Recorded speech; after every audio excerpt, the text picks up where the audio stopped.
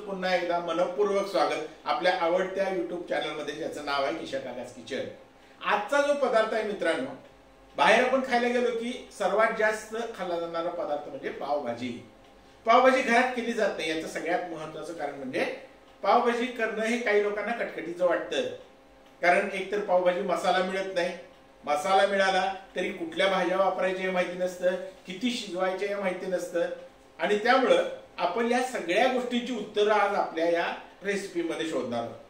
आजची जी रेसिपी आहे त्यामध्ये पावभाजी आणि पावभाजी मसाला, पावभाजीची जान ही पावभाजी मसाल्यामध्ये असते, आणि त्यामुळे पावभाजी मसाला जर तुमचा चांगला असेल तर साहजिकच तुमची पावभाजी सुद्धा चांगली होणार आहे।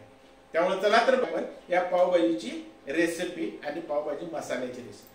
पावभाजीची मेन टेस्ट जी असते ती पावभाजीच्या मसाल्यामुळे येत असते, आणि तुमचा पावभाजीचा मसाला जेवढा चांगला असेल, जेवढा व्यवस्थित असेल, तेवढं पावभाजीची तुमची चव जी आहे ती चांगली येणार आहे। त्यासाठी आपण इथं एकंदर 5 मिरच्या घेतलेल्या आहेत। मिरच्याचे जे देठ आहेत ते देठ काढून घ्या, आणि मिरच्याच्या आतल्या बिया ज्या आहेत त्या पण आपण यातल्या काढून घेणार आहोत। मिरच्यांचे देठ काढून ह्या मिरच्या मंद आचेवर आपण भाजून घेणार आहोत। अगदी मंद आचेवर भाजून घ्या।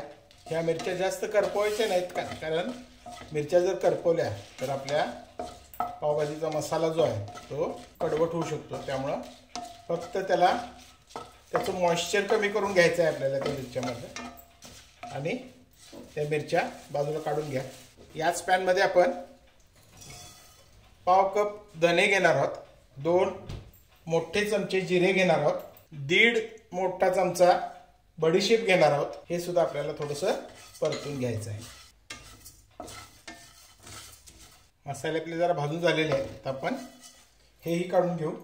2 तमालपत्र, 3 मोठे वेलची, 2 चक्रीफूल, 2 इंच दालचिनीचा तुकडा, 6 लवंगा आणि 1 चमचा काळे मिरी।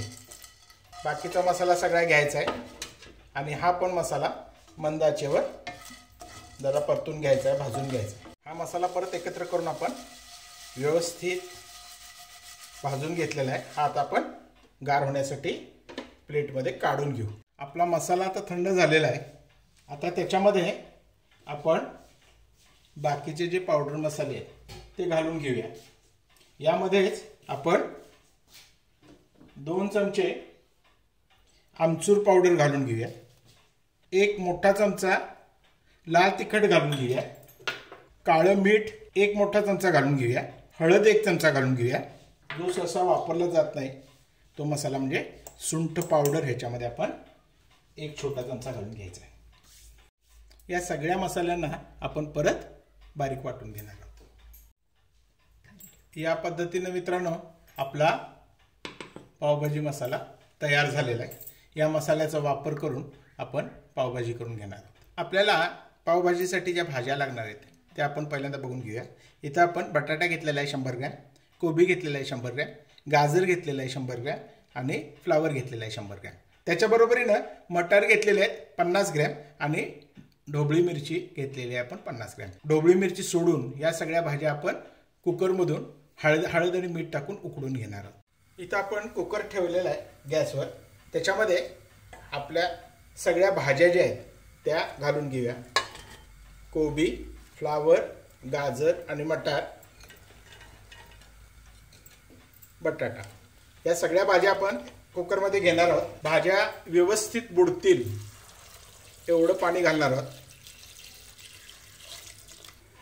हळद आणि मीठ घालून या भाज्या 4 शिट्ट्या काढून चांगल्या शिजवून घेणार आहोत। भाज्या पूर्ण शिजल्या पाहिजेत, अर्ध्या कच्च्या भाज्या ठेवायच्या नाहीत। पावभाजीसाठी भाज्या ह्या पूर्णपणे शिजवून घ्यायला लागतात, चांगल्या शिजवून घ्यायला लागतात। या पद्धतीने आपण कुकरच्या 4 शिट्ट्या काढून या भाज्या चांगल्या शिजवून घेऊया। आपल्या भाज्या आता चांगल्या उकडून झालेल्या आहेत। आपण त्याच्यामध्ये पाणी जास्त घालून उकडून घेतलेलं, त्यातलं पाणी थोडं बाजूला काढून घेतलेलं आहे, कारण आपल्याला या भाज्या व्यवस्थित मॅश करून घ्यायच्या आहेत। अगदी बारीक त्याची प्युरी करून घ्यायची आहे। भाज्या चांगल्या उकडून घ्या, अर्धवट कच्च्या, थोड्या कच्च्या भाज्या ठेवू नका। पावभाजीसाठी भाज्या या पूर्ण शिजलेल्या असाव्या लागतात. त्यामुळं भाज्या शिजवताना पूर्ण शिजवून घ्या. या भाज्या पूर्ण बारीक वाटून घ्या. कारण पावभाजीची कन्सिस्टन्सी ही पातळ असते, जास्त घट्ट नसते. तुम्ही जर पाणी कमी घालून उकडून घेतल्यात भाज्या तर पावभाजी तुमची एकदम घट्ट होईल. नंतर तुम्हाला ती पाण्यानं परत ॲडजस्ट करत राहावं लागेल. त्यासाठी पहिल्यांदाच थोडं पाणी जास्त घालून या भाज्या चांगल्या शिजवून घ्या. ह्यामध्ये जर बीट घातला असता तर ह्याला एक चांगला लाल रंग आला असता. ह्याच्यामध्ये आपण ढबू मिरची घातली नव्हती उकडताना. त्याचं कारण म्हणजे ढबू मिरची जी असते ती लगेच शिजल्यामुळं त्याचा वास येत नाही. तुम्ही जर मसाल्याबरोबर ती भाजून घेतली तर त्याचा एक चांगला वास पावभाजीला येतो. त्यामुळे आपण ढबू मिरची जी आहे ती या भाज्या उकडताना त्याच्यामध्ये घातली नव्हती.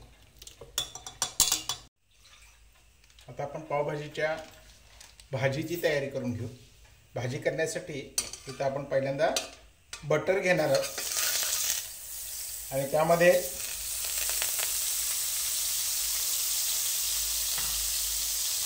तेल घालणार आहोत.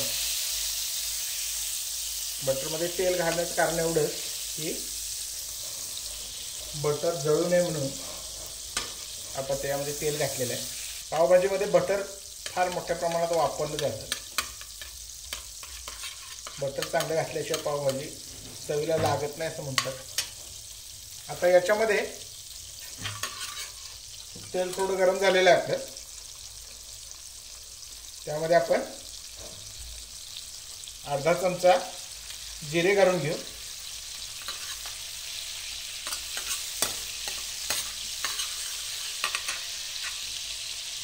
जिरे भाजत आले, एक छोटा चमचा हिंग घेतला होता, त्याचं पाणी केलेलं आहे, घालून घेतलेलं आहे.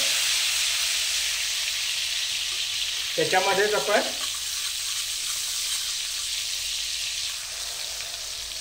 लसूण घालून घेऊया. 2 चमचे लसणाची पेस्ट घालून घेतलेली आहे आपण त्याच्यामध्ये आणि हे जरा चांगलं भाजून घेऊया.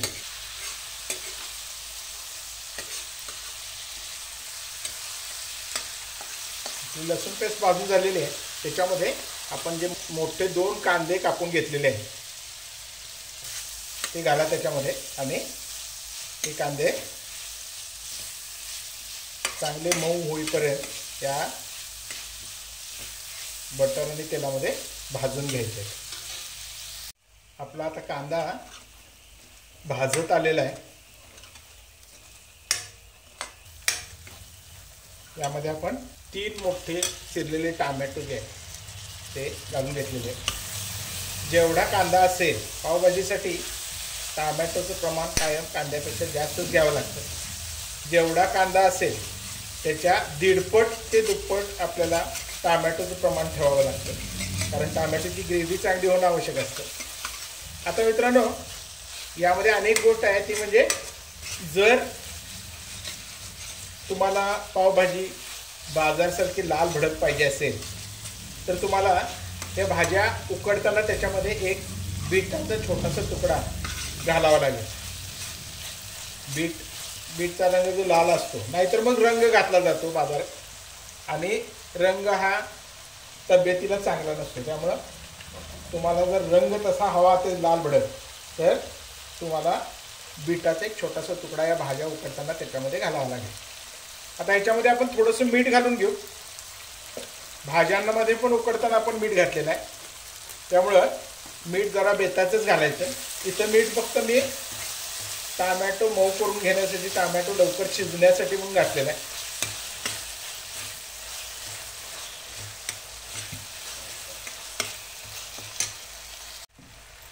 आपला आता टोमॅटो इथं विरघळलेला आहे.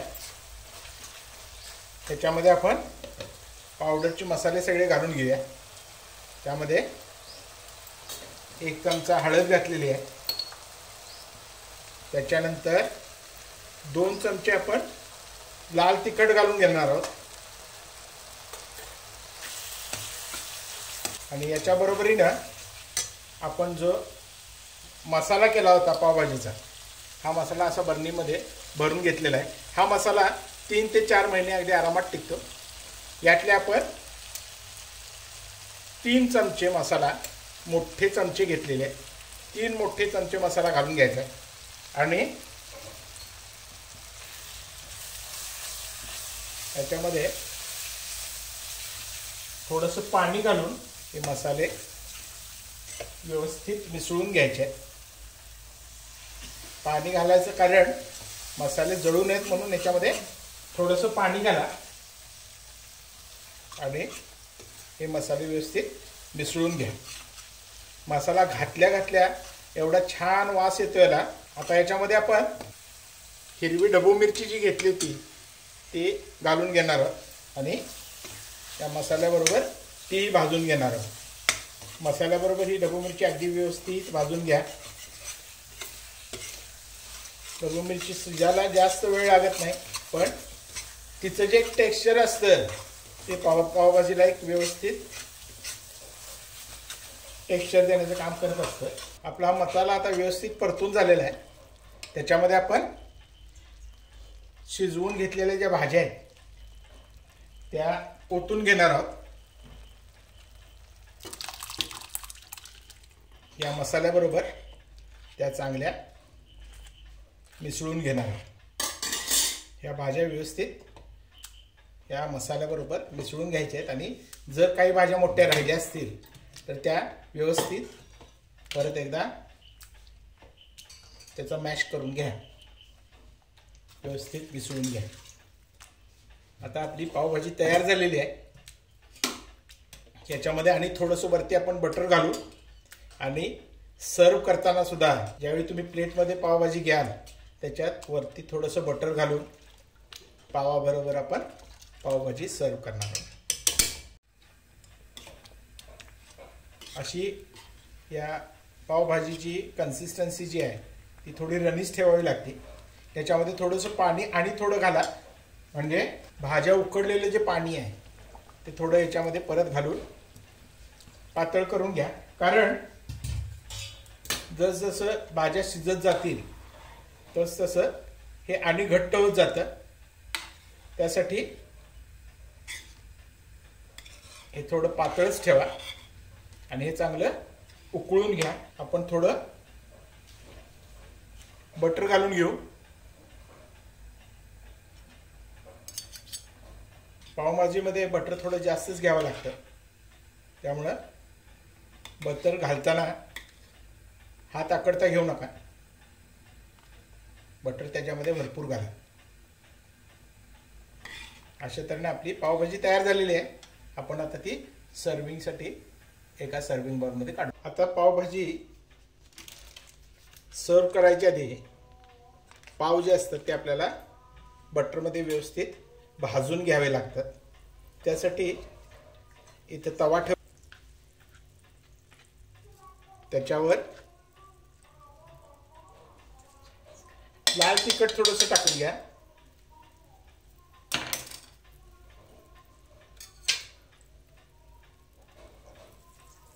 आणि हे बटरमध्ये सगळं मिक्स करून घ्या व्यवस्थित।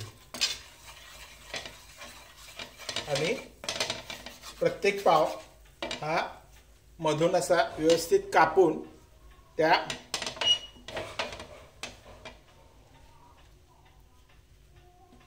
तिखटामध्ये व्यवस्थित या पद्धतीने कोट करून घ्या। म्हणजे तो जसा व्यवस्थित कोट जर झाला तर पावभाजी बरोबर सर्व करताना त्याची चव फार छान येते।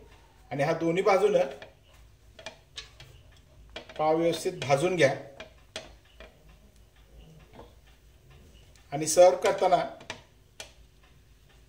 प्लेटमध्ये हा गरम केलेला पाव आणि पावभाजी बरोबर सर्व करा।